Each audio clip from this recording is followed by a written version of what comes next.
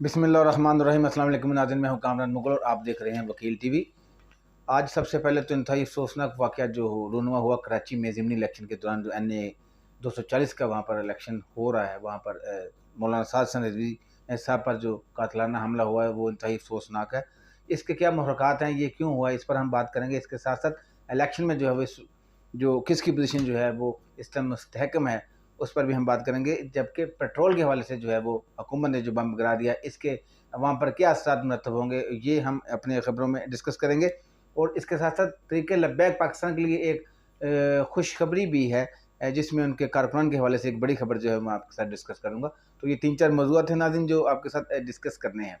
सबसे पहले हम जो है वो बात कर लेते हैं तरीके लब्बैक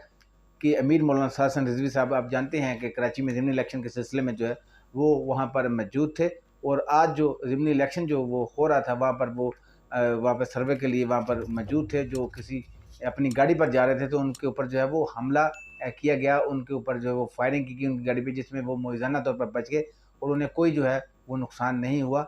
तो नाज़रीन, ये इसमें एक जो मेरे ज़राए का दावा है कि ये सारे मामला वहाँ पर क्यों बिगड़े हैं, क्योंकि जो तरीके लब्बैक पाकिस्तान है इस वक्त, आप जानते हैं कि जितनी भी तमाम सियासी पार्टी हैं इस वक्त पाकिस्तान में मौजूद हैं, PMLN, पाकिस्तान पीपल्स पार्टी और तहरीक इंसाफ, इनके मद्देमुकाबल खड़े होने के लिए वो जारी है। मैं अक्सर अपने व्लॉग में ये जिक्र करता हूँ कि ये एक मजबूत पार्टी बनती जा रही है। इसके पीछे जो असल हकायक हैं वो ये हैं कि अब ये जो पार्टी हैं तमाम ये खौफजदा हैं कि किसी तरीके से जो है वो इनको जो है वो डराया धमकाया जाए। तो हमारे ज़राए का दावा है कि उनको स्नब करने के लिए जो है वो ये एक वहाँ पर जो है वो PSP पर इल्ज़ामात जो है वो आयद किए जा रहे हैं कि उनकी जानिब से जो है वो वहाँ पर ये मामला सारा किया गया है ताकि इस पार्टी को जो है वो दबाया जा सके। तो ये एक इसको साजिश कह लें, इसकी इंक्वायरी भी लाजमी होनी चाहिए। और ये तहरीक लब्बैक के जो ज़िम्मेदारान हैं उनकी जानिब से मुतालबा भी किया गया है कि उनके जो अमीर हैं उन पर जो हमला है वो किसी तौर भी जो है वो उन्हें काबिल कबूल नहीं हो, इसमें मुलव्वस अफराद को जो है वो लाजमी तौर पर सामने लाया जाए। जबकि PSP जो है वहाँ पर मुस्तफ़ा कमाल की पार्टी है, उनकी जानिब से ये इल्ज़ामात आज किए जा रहे हैं कि ये TLP की जानिब से जो है, यानी तहरीक लब्बैक पाकिस्तान की जानिब से जो है वहाँ पर जो है वो हालात ख़राब किए गए हैं, जिसकी वजह से सारा मामला जो है वो गड़बड़ हुआ। तो ज़राए का ये दावा है, मैं दोबारा बताता चलूँ, कि तहरीक लब्बैक पाकिस्तान को जो है वो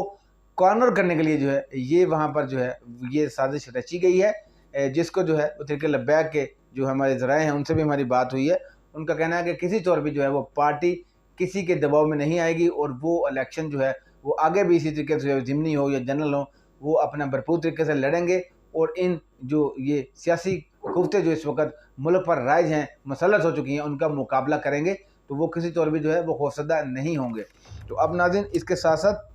थोड़ा सा हम रिजल्ट के ऊपर भी डिस्कस कर लेते हैं कि ज़िमनी इलेक्शन जो है वो आपको पता है कराची में NA 240 का जो हो रहा है, इसमें जो अब तक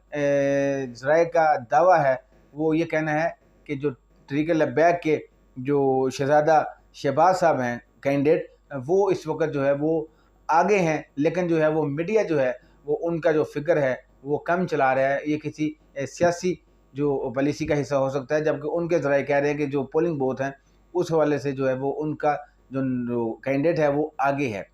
जबकि जो गैर हतमी सरकारी नतीजा अब तक 130 पोलिंग स्टेशन का आया है, वो उसके मुताबिक जो है वो MKM के जो हैं मोहम्मद अबू बकर, वो 4460 वोटों के साथ सरफहरिस्त हैं। और दूसरे नंबर पर जो है तहरीक लब्बैक पाकिस्तान के जो शहज़ादा शहबाज हैं वो 4402 वोटों के साथ जो है वो दूसरे नंबर पर हैं। इसी तरह जो है महाजर कौमी मूवमेंट के जो मोहम्मद रफ़ीउद्दीन हैं वो 3457 वोटों के साथ तीसरे नंबर पर हैं। और इसी तरह पीपल्स पार्टी जो है उनके नासिर रहीम साहब जो हैं वो 2173 वोटों के साथ चौथे नंबर पर हैं। और PSP जो है वो 5वें नंबर पर बताई जा रही है, उनके शबीर कायम ख्वानी साहब जो हैं वो 1942 नंबरों के साथ 5वें नंबर पर हैं। तो ये फहरिस्ती जो अब इब्तदाई है, अभी इसके हतमी नतीजे आने बाकी हैं, दीगर पोलिंग स्टेशन पर भी जो है वो रिज़ल्ट अभी आना बाकी है। लिहाजा जो तहरीक लब्बैक के ज़िम्मेदारान है या उनका कारकुनान है, उनका ये दावा है कि उनके जो कैंडिडेट हैं वो बारीक से वहाँ से जीतेंगे और अभी भी वो जीत रहे हैं। जबकि मीडिया जो है वो उसको सही तरीके से नहीं चला रहा, मीडिया शुरू से जो है वो तहरीक लब्बैक को सही तरीके से कवरेज नहीं दे रहा। ये तो आज जो प्रेस कॉन्फ्रेंस में जो है तहरीक लब्बैक के अमीर जो मौलाना साद हसन रिजवी साहब है उनकी जानब से भी जो है इसका तफज़्ज़ुज़ का इज़हार किया गया है। इसमें कोई शक नहीं कि इस मामले पर जो है वो जो मीडिया है उनके साथ जो है वो सौतेली माचिस का सलूक करता है, اس میں جو ہے وہ کوئی دو رائے نہیں ہے۔ تو ناظرین اب ہم چلتے ہیں پٹرول پرائسز کی جانب۔ پٹرول پرائسز کی جو قیمتیں ہیں اس وقت آپ کو پتہ ہے آسمان کو چھو رہی ہیں۔ اب مزید جو ہے پٹرول جو ہے وہ 25 روپے جو ہے وہ مہنگا کر دیا گیا، جس سے جو ہے وہ تقریباً 233 روپے جو ہے وہ اس وقت پٹرول کی پرائس ہو چکی ہے۔ تو یہ اب ناظرین لوگوں کی دسترس سے باہر ہوتا جا رہا ہے۔ لوگ جو ہیں وہ اپنی گاڑیوں کو،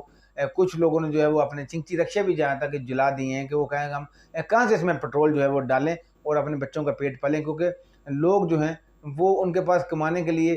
پیسے نہیں ہیں، کھانے کے لیے پیسے نہیں ہیں، تو وہ پٹرول کہاں سے ڈلوائیں، بچوں کا دودھ لائیں، دیگر خودنوش کی اشیاء جو ہے وہ گھر لے کر جائیں، کہاں جائیں؟ تو یہ اس میں کوئی شک نہیں کہ اس موجودہ حکومت نے جو ہے وہ عوام کے منہ سے جو ہے وہ 2 وقت کی روٹی بھی جو ہے وہ چھین لی ہے، اور لوگ جو ہے وہ بھوک سے بلبلا رہے ہیں اور کوئی ان کا پرسان حال نہیں۔ جبکہ ایک ہی راگ جو ہے لاپا جا رہا ہے کہ جو سابقہ حکومت تھی عمران خان کی، انہوں نے IMF کے ساتھ جو ہے وہ یہ معاہدہ کیا، جس کی وجہ سے جو مجبور ہیں اور وہ اس معاہدے پر کاربند ہیں اور ان کو معاہدے کے تحت جو ہے وہ چیزیں مہنگی کرنی پڑ رہی ہیں۔ تو یہ چیزیں اپنی جگہ پہ ہیں، لیکن قوم کے ساتھ جو اس وقت موجودہ حکومت کا سلوک ہے وہ انتہائی ناروا ہے، ان کو کسی قسم کا ریلیف نہیں دیا جا رہا ہے۔ لوگ جو ہیں وہ انتہائی مہنگائی کے ظلم و ستم میں جو ہے وہ دبتے جا رہے ہیں اور دن بدن جو ہے ان کے لیے مشکلات جو ہے وہ بڑھتی جا رہی ہیں۔ اس کے ساتھ ساتھ جو ہے وہ بجلی کا جو ہے اس میں بھی جو ہے وہ یونٹ جو ہے وہ آج پھر تقریباً 1 روپیہ جو ہے وہ کچھ پیسے جو ہے وہ بڑھا دیا گیا ہے، کچھ فیول ایڈجسٹمنٹ کی صورت میں جو ہے وہ اس کو بڑھایا جاتا ہے۔ تو یہ دن بدن جو ہے وہ چیزیں جو ہے وہ انتہائی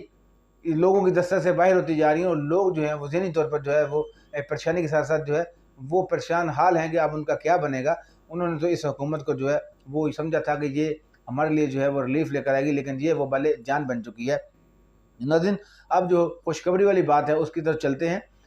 آپ جانتے ہیں کہ جو تحریک لبیک پاکستان کے دھرنے تھے اس کے دوران جو ہے ان کے کارکنان جو ہیں ان کو